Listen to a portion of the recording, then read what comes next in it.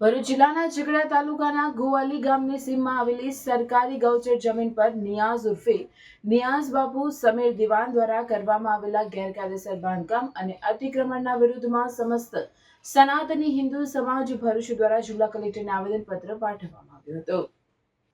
આ આવેદનપત્રમાં જણાવ્યા અનુસાર ગોવાલી ગામના સર્વે નંબર 169 વાળી અંદાજે 54 હેક્ટર જેટલી વિશાળ સરકારી ગૌચર જમીન પર કોઈપણ પરવાનગી વગર દરગાહના નામે 5 જેટલી પાકી ઇમારતોનું બાંધકામ કરી દેવામાં આવ્યું છે। સ્થાનિક જાગૃત નાગરિકો દ્વારા વર્ષ 2024થી આ બાબતે રજૂઆતો કરવા છતાં તંત્ર દ્વારા કોઈ નક્કર કાર્યવાહી ન કરવામાં આવતા હાલમાં પણ ત્યાં નવું બાંધકામ ચાલુ હોવાનું સામે આવ્યું છે। લેન્ડ ગ્રેબિંગ હેઠળ આ મામલે સત્તાવાર ફરિયાદ નોંધાઈ હોવા છતાં અતિક્રમણ યથાવત છે। સમસ્ત સનાતની હિન્દુ સમાજે આક્ષેપ કર્યો છે કે જે ગામમાં મુસ્લિમ વસ્તી નહિવત છે ત્યાં આ પ્રકારનું ધાર્મિક બાંધકામ ઊભું કરીને ગરીબ અને વનવાસી પરિવારોને ધર્માંતરણ માટે લલચાવવાનું ષડયંત્ર રચાઈ રહ્યું છે। આ સ્થળ ભવિષ્યમાં અસામાજિક ગતિવિધિઓનું કેન્દ્ર બની શકે છે। વધુમાં અહીં લાઉડ સ્પીકર દ્વારા અન્ય ભાષામાં થતી જાહેરાતો અને મુસ્લિમ સમુદાયના ટોળાઓના એકત્રીકરણથી સ્થાનિકોમાં અસંતોષ વ્યાપ્યો છે। હિન્દુ સમાજે માંગ કરી છે કે જો સરકાર દ્વારા સોમનાથ દ્વારકા જેવા વિસ્તારોમાં દબાણ દૂર કરવામાં આવ્યા હોય તો ગોવાલીમાં પણ કાયદાની સમાન અમલવારી કરી તાત્કાલિક બુલડોઝર ફેરવવામાં આવે। ગૌચરની જમીન પશુઓના ચારણ માટે મુક્ત કરી અતિક્રમણ કરનાર સામે કડક કાયદાકીય પગલાં ભરવાની ઉગ્ર માંગણી કરવામાં આવે છે। ગૌચરની જમીન આવેલી છે તે આશરે 200 વીંગા જેટલી વિશાળ જમીન છે। તેની ઉપર અસામાજિક તત્વો દ્વારા ધીરે ધીરે ધાર્મિક આડની અંદર એનો કબજો જમાવવાની કોશિશ કરી રહ્યા છે।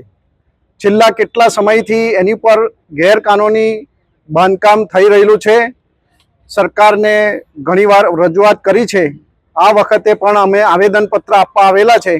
સરકાર પાસે અપેક્ષા રાખીએ છીએ કે એ ગેરકાનૂની બાંધકામ જલ્દીથી જલ્દી દૂર થાય। એ અવાવરૂ જગ્યાએ હોવાથી ત્યાં ઘણા અસામાજિક તત્વો દ્વારા હિન્દુ બહેન બેટીઓને ધર્માંતરણનો ખેલ થઈ શકે એવું કામ છે।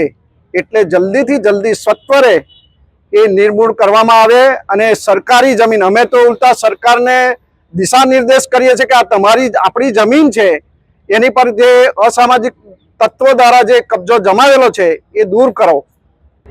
धर्म की आड़ में अभी कुछ समय पहले वहाँ कुछ नहीं था, आज दरगाह खड़ी कर दी है। कल झाड़ा फूकी के नाम पर हमारी बहन बेटियों के साथ में गलत होगा, लफ्ज याद होगा। वहाँ आज कोई वहाँ जनसंख्या नहीं है, कोई वहाँ मुसलमान नहीं रहते, लेकिन आज दरगाह तैयार है। तो आज दरगाह तैयार है, कल गलत एक्टिविटियाँ भी तैयार हो जाएंगी, वहाँ होने लगेंगी। कल वहाँ गाय के साथ भी कुछ गलत हो सकता है, हमारी बहन बेटियों के साथ भी कुछ गलत हो सकता है।